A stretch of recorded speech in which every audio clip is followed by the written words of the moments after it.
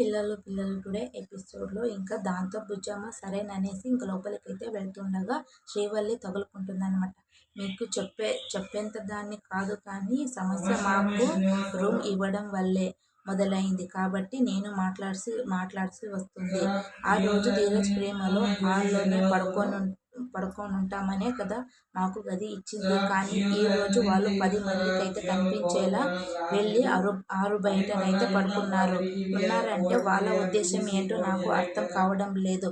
మిమ్మల్ని నలుగురిలో ఇలా మాటలు అనిపించడం కోసమే వాళ్ళు అలా చేసి ఉంటారు అని ఇంక నోరు పారేసుకుంటుంది శ్రీవల్లి వచ్చేసి. ఇంక దాంతో ప్రేమ, ఏంటక్క ఏం మాట్లాడుతున్నావు? బయట వాతావరణం చల్లగా ఉంది కాబట్టి బయటకైతే వెళ్ళి పడుకున్నాం అంతే తప్ప మామయ్య గారినైతే నలుగురిలో మాటలు అనిపించాలని మేమెందుకు అనుకుంటాం అని ఇంకా అంటుందన్నమాట ప్రేమ వచ్చేసి. నెక్స్ట్ ఎపిసోడ్లో ఏం జరిగిందనేది నెక్స్ట్ ఎపిసోడ్లో తెలుసుకుందాం. బాయ్.